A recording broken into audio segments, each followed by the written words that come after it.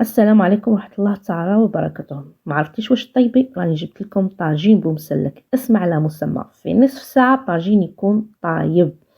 راني رافقته مع الخبز الأسمر اللي يحب ياكل الخبز. كما قلت لكم هذا الطاجين يعني بكمية قليلة من اللحم المفروم راح نتحصلوا على هذه الكمية الهائلة.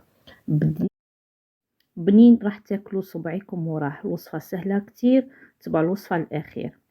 هنا عندي حبة بصل، قطعتها شرائح، قليتها في شوية زيت. وهنا راح نجيب 2 مبشور جزر وواحدة كوسة اللي هي القرعة. هنا كمية من اللحم، درت هنا بقدونس. وهنا عندي التوابل هي الكركم، بابريكا، زنجبيل وتابل تاع اللحم المفروم. انا هاد الكميه تاع اللحم يعني درت بها وصفه اخرى، يعني قسمتها على 2.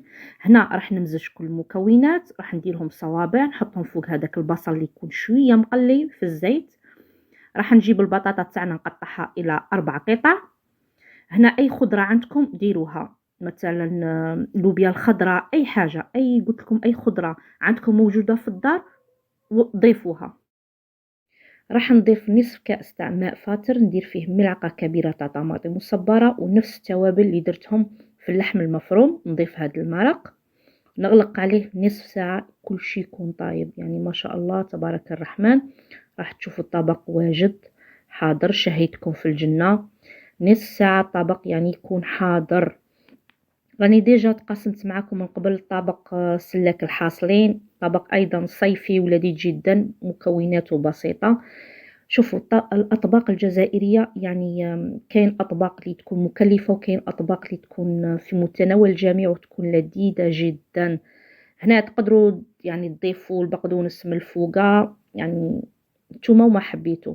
يعني شوفوا ما شاء الله شهيتكم في الجنة. البطاطا كيفاش طرية، وهذاك اللحم تاعنا المفروم كمية صغيرة فقط من اللحم المفروم تحصلنا على كمية كبيرة.